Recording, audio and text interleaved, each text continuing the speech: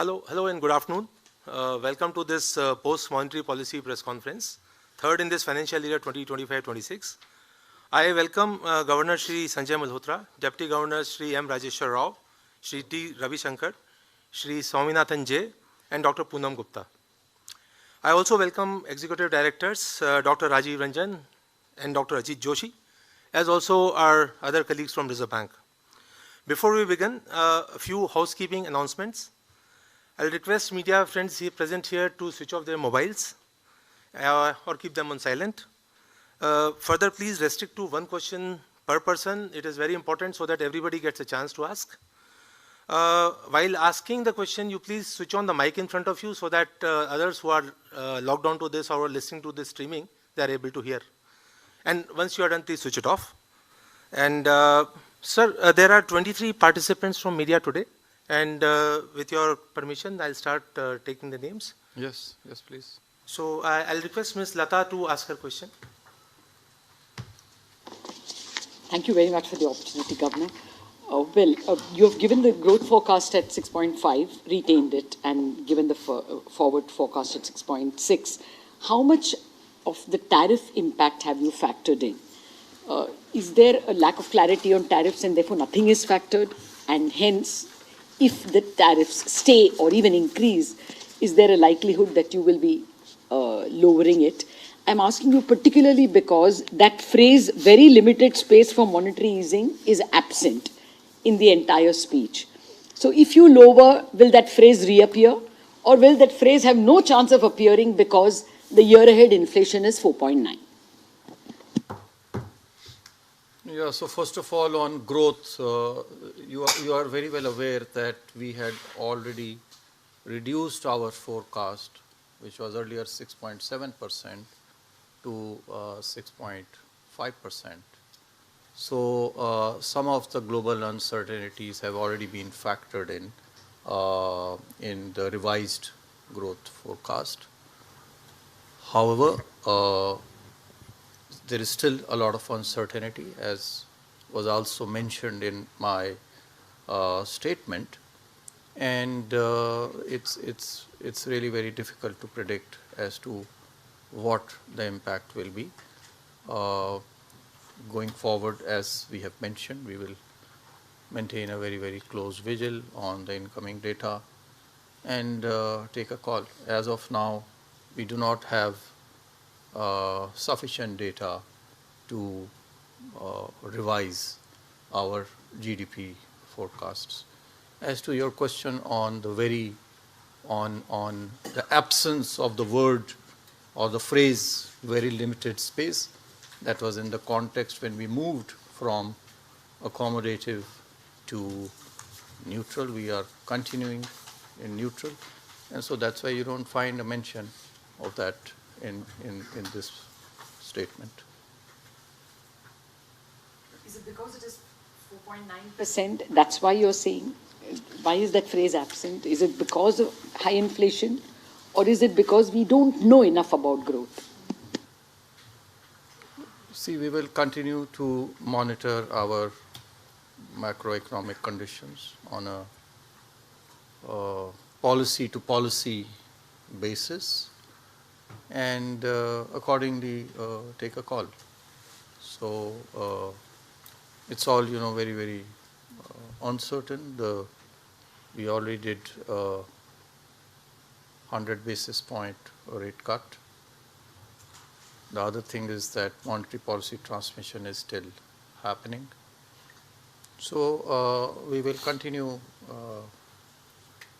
We'll continue to do whatever is required to facilitate good growth while, of course, maintaining price stability. Thank you, sir. दाहिनी तरफ दूरदर्शन से श्यामा जी अपना प्रश्न पूछें. Namaskar, sir. Sir, is RBI worried about the fact that these global changes, trade changes, will push up the inflation as the imports will get expensive? See, if till now, see, first thing is that in India, we are less dependent on the outside insofar as inflation is concerned. And the other thing is that if at all there is an impact, there is also an impact on the growth, on the demand, and that has a reverse impact. We mentioned this, we elaborated this in our monetary policy statement that we made, I think, a couple of months ago, where we highlighted this aspect that it moves in both directions. As of now, we don't see a major impact of this unless we have retaliatory tariffs and so on and so forth, which I really do not foresee. I request our DG if you would like to add something. Sure. In addition to what Sir said, let me also remind that our inflation basket, nearly half of it consists of food, which does not get impacted directly by global developments. A significant part consists of non-tradables, which again does not get impacted by global developments. So to that extent of first order direct impact of these evolving uncertainties on India's inflation is likely to be very, very limited. Thank you, sir. Thank you, ma'am. I'll ask Manojit Saha from Business Standard. Thank you, sir. What has stopped the MPC from, given that you have reduced the inflation forecast to substantially lower to 3.1%, so what has stopped the MPC from a rate cut? Because you have indicated that you will be forward-looking, you will be proactive in interest rate decisions. So what actually stopped MPC from a rate cut? And also, if you can throw some light on whether the monetary policy is effective on pushing loan growth, because loan growth continues to be tepid despite a 100 basis point rate cut. See, the reasons for maintaining the policy rate are very, very clearly stated in our resolution, which also found a mention in my statement. Let me reiterate those. One, monetary, we did first of all, a front-loaded rate cut, 100 basis points over a short period of 4 months, February to June. Transmission is still happening. Uncertainties still continue. The situation is still evolving. Insofar as inflation is concerned, the projections are more or less, if you discount food, which is very volatile. I think I mentioned it somewhere earlier also that while our headline and food inflation over the last 8-9 years since FIT was introduced has been at 4.9%, the volatility in food prices is of the region of 3% on an average. The deviation, the absolute deviation is 3%, 5.9 plus minus 3% is the average.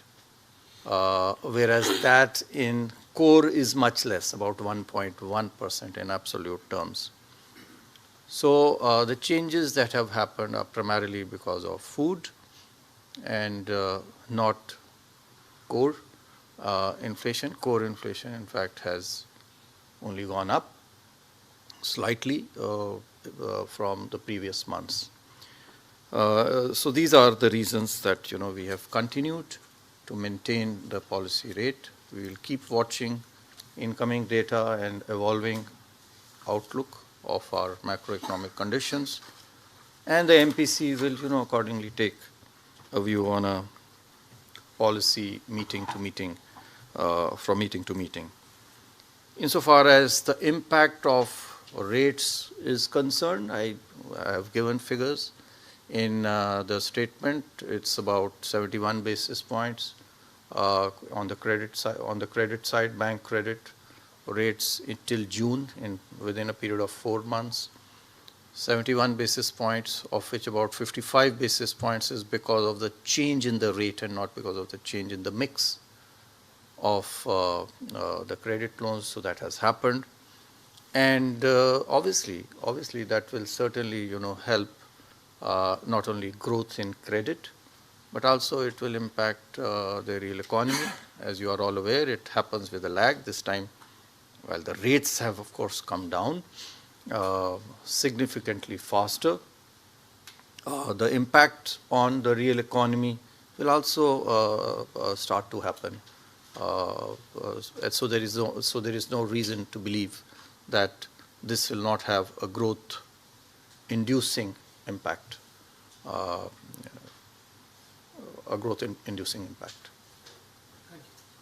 Thank you, sir.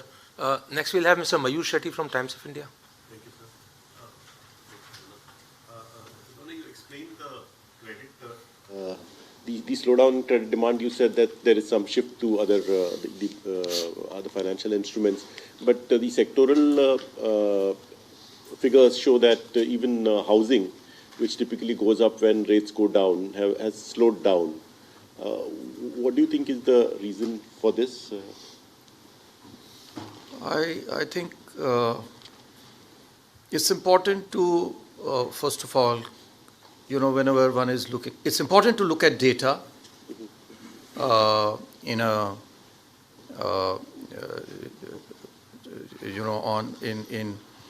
data at a regular basis, at a micro basis, at a month-to-month, quarter-to-quarter basis. But to extract signals out of that, I think we should be hesitant in extracting signals out of that data. So it is the long-term data that is more relevant to be making any to get any insights out of it. And on the other hand, I would also like to point out, so these fluctuations will be there. There will be noise, as you are aware, there will be noise. So we have to remove that noise. How do you remove that noise? It becomes very difficult if you are actually looking at data on a month-to-month, day-to-day basis. Having said that, housing credit, I think overall it's doing well. It's doing very well. It may have moderated somewhat, but these are to be expected. There will be, some ups and downs. I think overall housing credit is 14% as we speak, which is very good, which is more than our average credit growth rate of about 10% that we are having this year. And some of the impact, as I mentioned, happens with a lag. We have reduced the rate, so while the reduction in the rates has happened, it translating into credit growth rate, people take their time to. It's a long-term investment. Housing is not a short-term investment. If you go to the market, you buy a consumer durable. It's not like that. It's a long-term investment. So that also has an impact to play over here. Thank you, sir. अब मैं जी business से एकता सूरी को आग्रह करता हूँ कि अपना प्रश्न पूछें.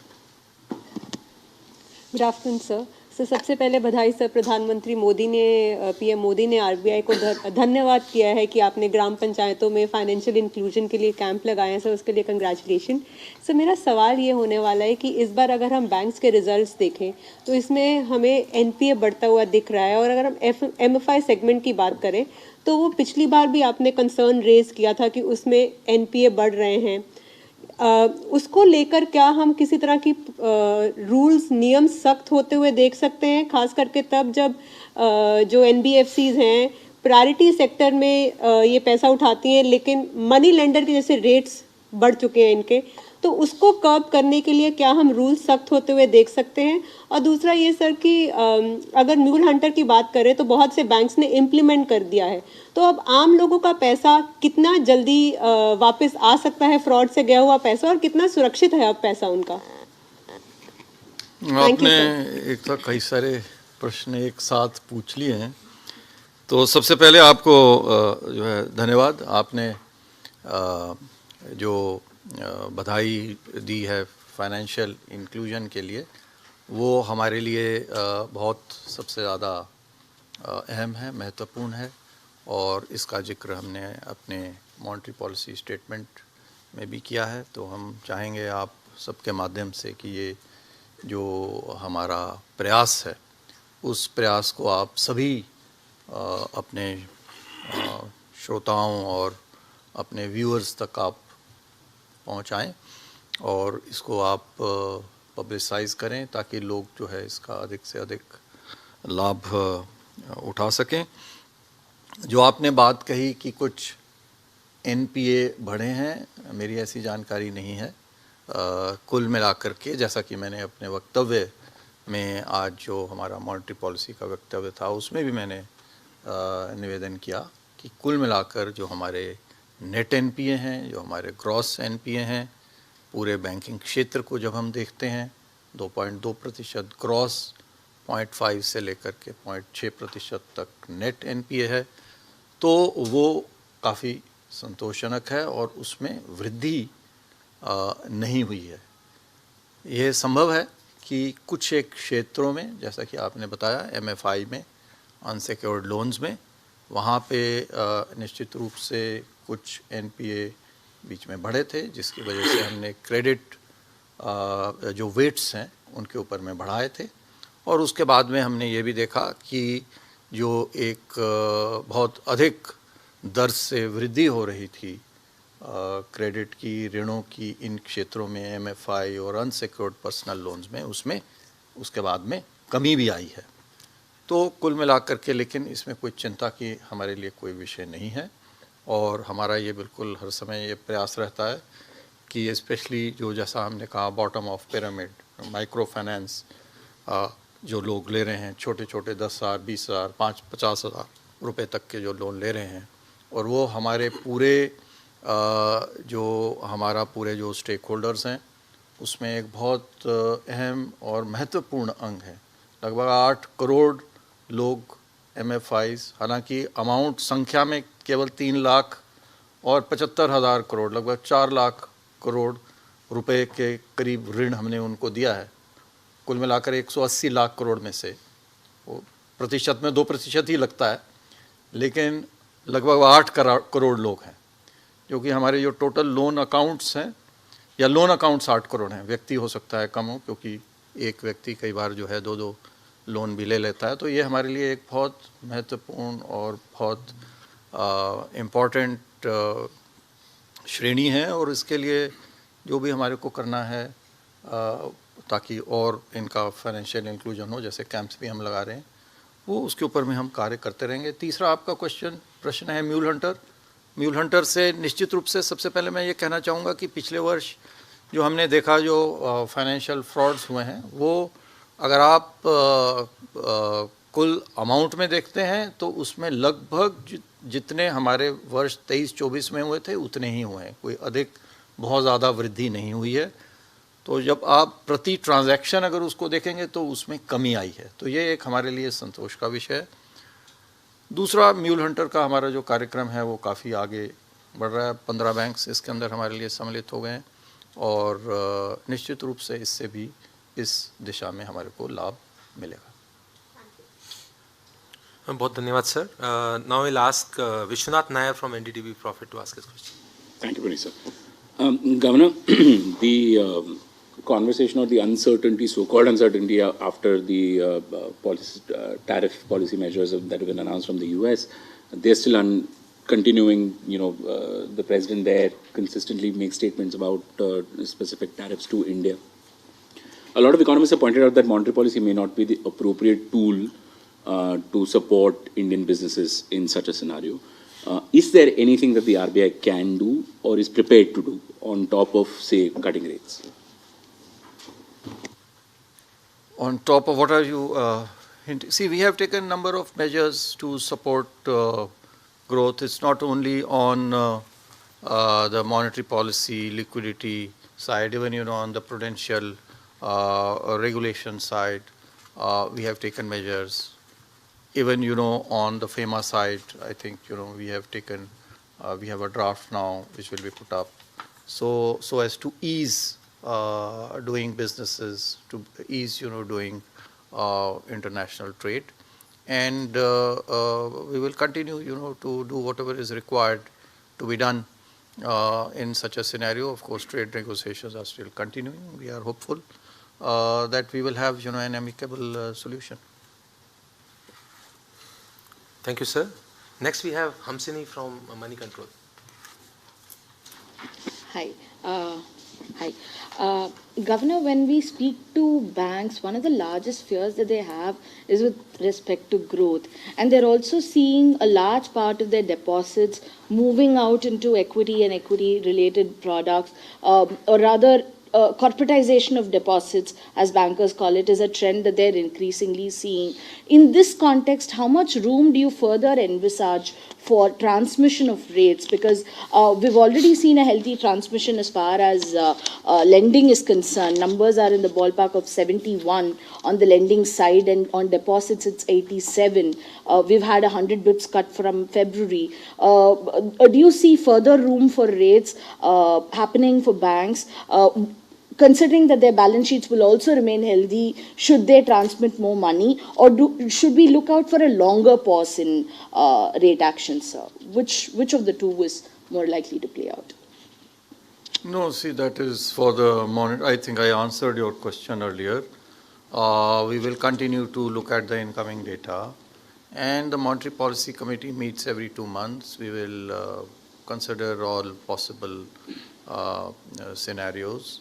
And basis that we will take a decision. It will not be right on my part to preempt.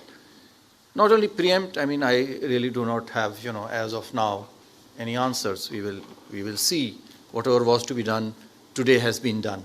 So let's wait for another 2 months and see how the economy actually shapes up, how the monetary policy transmission is actually happening, how the real economy is responding to all these things, and then we will again, take up.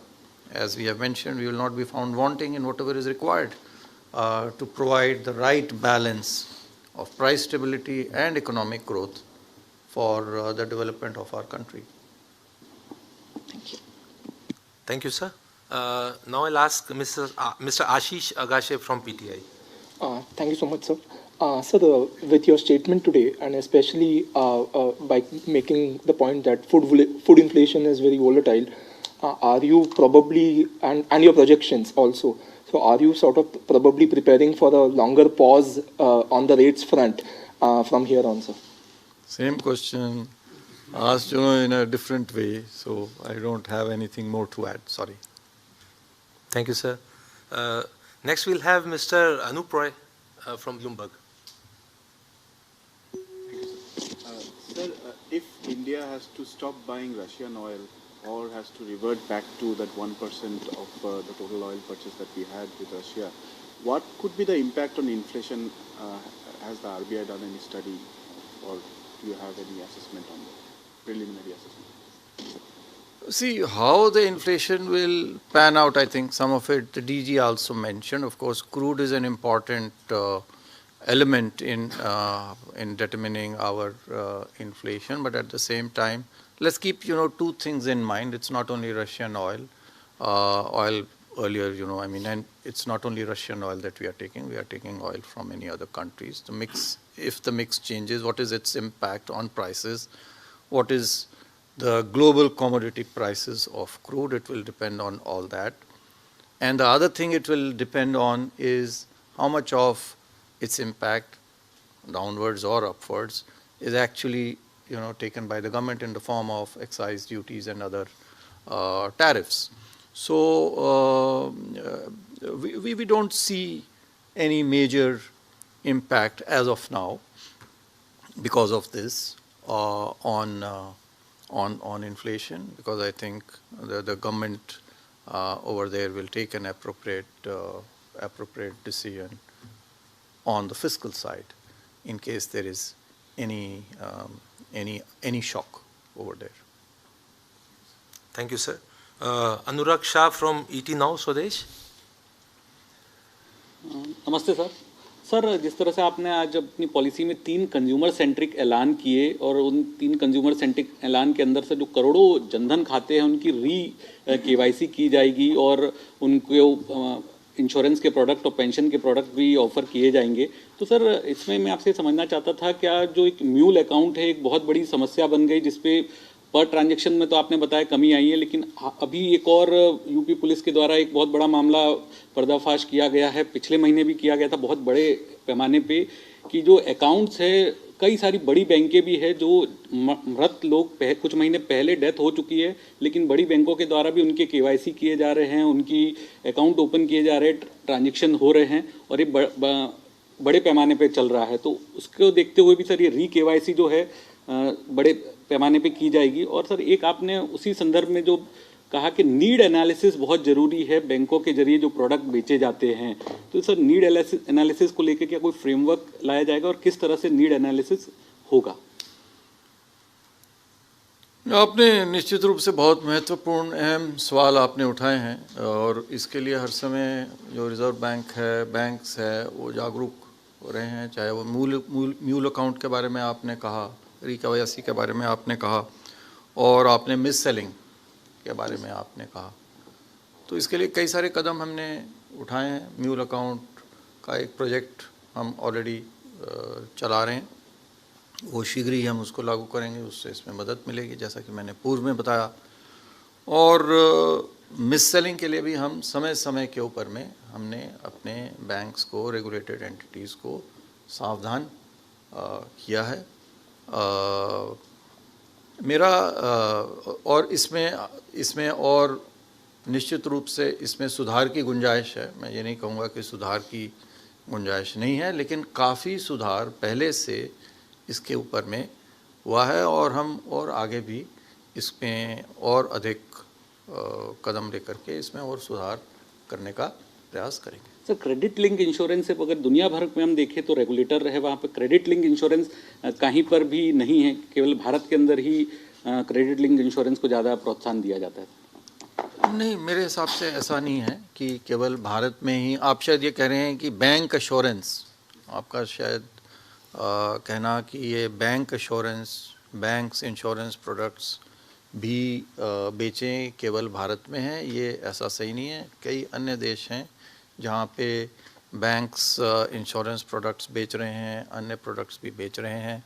और इसमें देखिए, इसमें लाभ ये है कि एक network जो हमने ऑलरेडी पूर्व में बनाया हुआ है, यदि वही नेटवर्क के थ्रू एक से ज़्यादा प्रोडक्ट्स यदि बेचे जाते हैं तो जो कॉस्ट्स हैं, इकोनॉमीज ऑफ स्केल आती हैं, कॉस्ट जो हैं वो कम होती हैं, और जो फाइनेंशियल इंक्लूजन है उसको मदद मिलती है, स्पेशली जो ग्रामीण इलाके हैं वहाँ पे।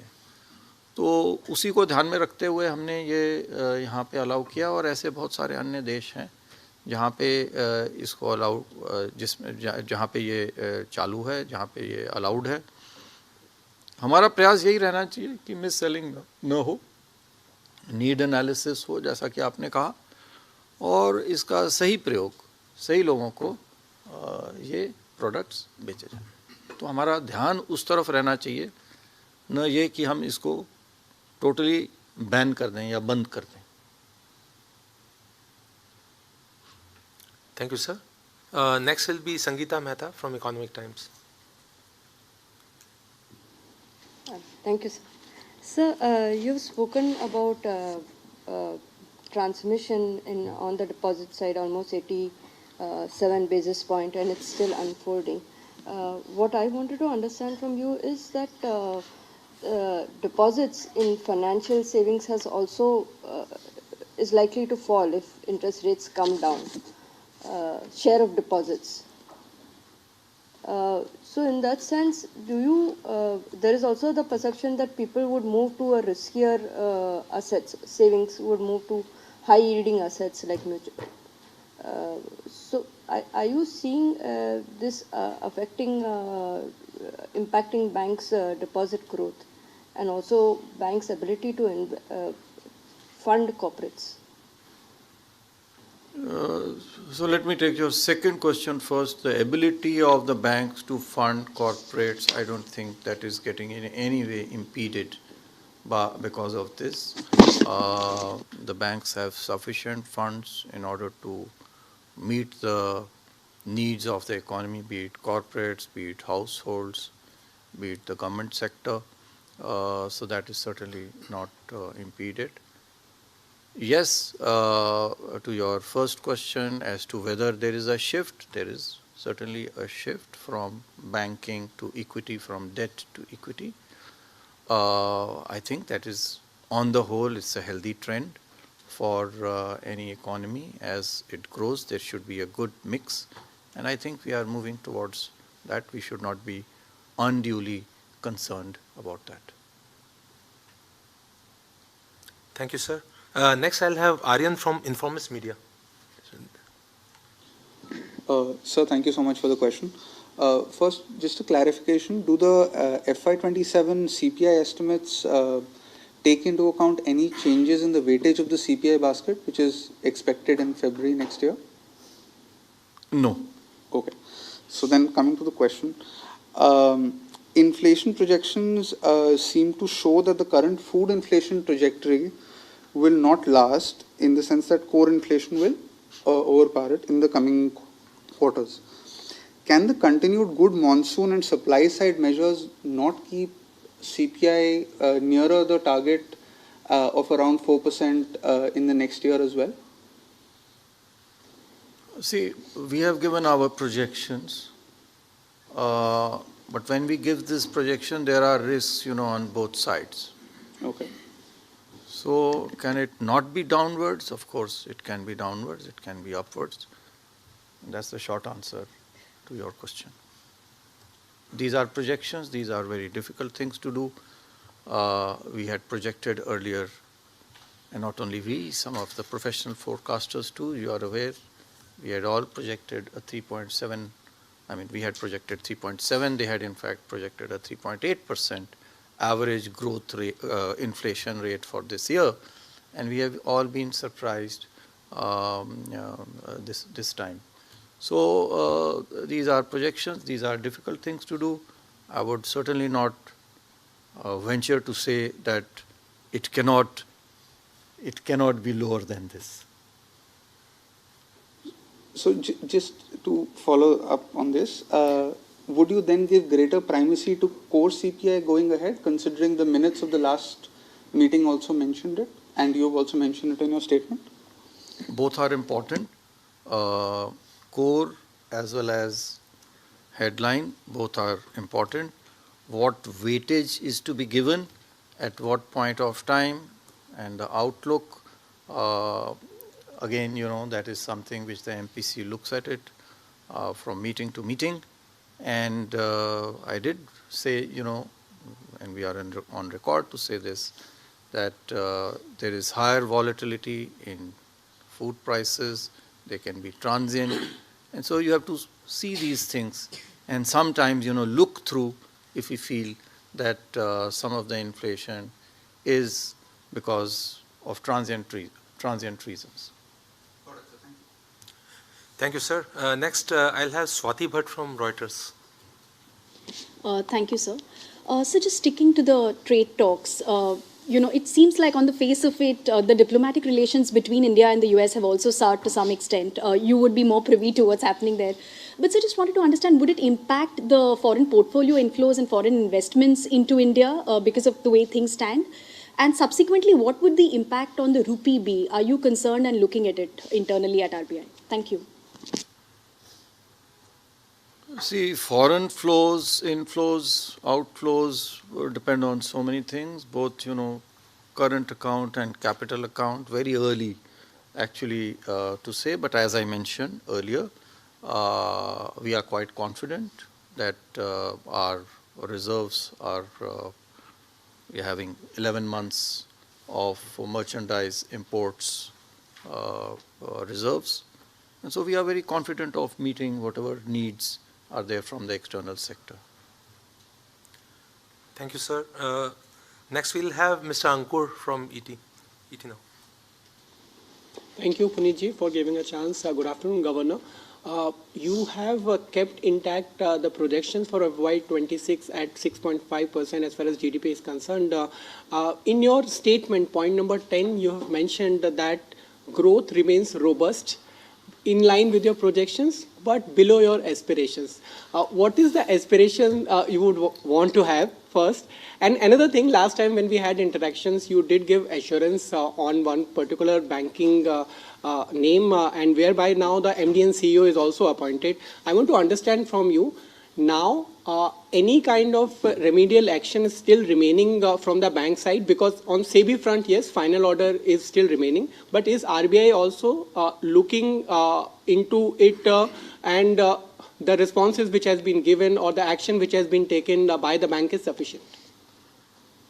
See, we don't take specific entity-related, bank-related questions, so I will avoid that. But your first question related to what is the aspirational growth rate, it is certainly more than 6.5%. And in the past we have done, I think, 7.8% on an average. We have done that. So certainly, we should aspire for higher growth rates than 6.5%. Thank you. Thank you, sir. Next, we'll have Laltendu Mishra from The Hindu. From that side, sir. Good afternoon, Governor. US President Donald Trump has said that Indian economy is dead. What is your reaction to that, sir? No, I am not the right person to react to the president. But yes, I mean, you are all aware we have a very robust growth rate, 6.5%. And in fact, as per IMF, 6.4% and 3% growth rate of the world, when they look at that, we are contributing about 18%, which is more than US, where the contribution is expected to be much less, at about, I think, 11% or something. So we are doing very well, and we will continue to further improve. Thank you, sir. From the right-hand side here, Mr. Mahesh Naik from FE. Good afternoon, sir.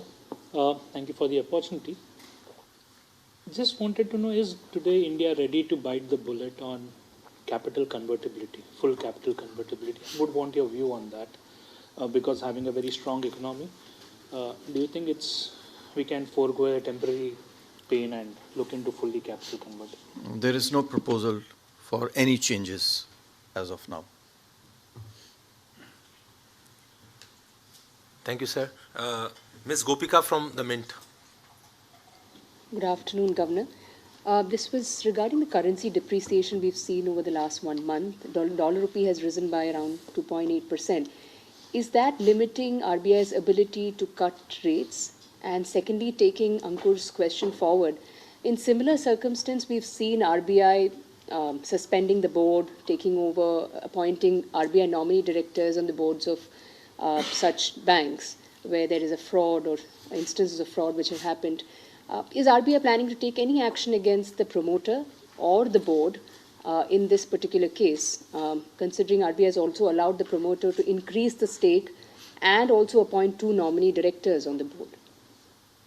See, we don't take, as I mentioned earlier, we don't take any entity-specific questions, so I will skip that.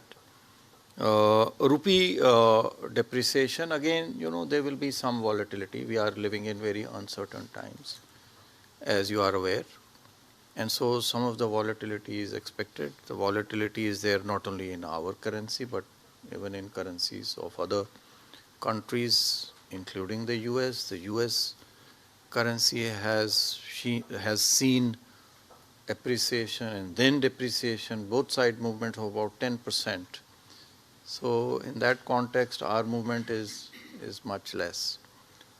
How does it impact our monetary policy? As I said, it is a mix of so many things, but more so, the domestic growth and inflation dynamics. Thank you, sir. From the same side, Mr. Piyush from Hindu Business Line. Yeah. Good afternoon, Governor DGs. Thanks, Puneetji. Sir, upper layer NBFCs are supposed to get listed by next month. Tata Sons has filed for a deregistration of their NBFC CIC license. What is the update on that? Will you give them an extension or will you approve their request? One. Second, Ravi Shankar sir, some of the banks have actually started applying charges on UPI to payment aggregators and merchants of some categories. Governor sir had in his earlier public remarks mentioned that UPI can't be free forever. So from a regulatory perspective, do you allow banks to, because this is no MDR, so they are somehow, wanting to monetize this particular thing. Any views in this regard? Thank you. Well, let me come in first, and then I'll pass the floor, to DG Ravi Shankar. You are aware, entity-specific questions we avoid, right? But, saying that I said that it cannot remain free forever, I never said that. I'm sorry. I want to clarify, I never said that it can remain free forever. The question was, I think, to the effect that whether do you see that the MDR, etc., will be charged on consumers. And I said over there that there are costs. What is important, I said, is that there are costs, and these costs have to be paid by someone. Who pays is important, but not so important than someone footing the bill. And so it is important for us, for the sustainability, that whether collectively or individually, someone pays for it. So I never said that it cannot remain free forever. My sense is that it is not free even now. Someone is paying for it. The government is subsidizing it. But somewhere the costs are being paid. The question really is who pays for it. That is the other question. But I never said that the users will have to pay. I think I did mention that the government policy has actually helped in expanding the use of UPI, and I gave some numbers, 31 crore to 61 crore per day UPI transactions over the last 2 months. So I'll leave it at that, and then I'll request DG Ravi Shankar on if you have to add anything over there. Nothing else. I think that answers this question. Thank you, sirs. Next, I'll request Mr. Hitesh from Indian Express. Sir, in the monetary policy report, you have made some assumption with crude oil at USD 70 per barrel and rupee at 86. Is there any need to change it, the current situation? We just did this modeling. We have just taken these assumptions. As of now, obviously, there is no need to change it. Going forward, what happens? It's evolving. Things evolve. Earlier, we had taken some other numbers. And as data comes in, I'm not saying, that these are sacrosanct and I will stick to these. No, I'll not be so presumptuous to say that. But as of now, yes, these are the best estimates that we have. Thank you so very much, sir. Lastly, we'll have Ben from New Indian Express. That's it, sir. Hi, sir. You have mentioned the volatility in the food prices many a time during the conference also. There is some talk about, or there is some call by some economists for taking out the food basket from the retail inflation. What is the RBI's and the NPC's view on that? Is there any talk within NPC or RBI? Our target is certainly the headline inflation, and the FIT is due for a review. Every 5 years we do it. There is a discussion paper which we are preparing, and which we will open to public consultation. And after that, a view will be taken. The final view has to be taken by the government. We'll give our views to the government as to how we should move ahead in this regard. Thank you. Thank you. It will be for the public also, right? Yeah. Thank you, sir. Thank you, sir. With this, we come to the close of this press conference. I thank the top management of Reserve Bank for answering all the questions. and I thank you all for making it very interactive. Have a nice afternoon and good day. Thank you very much.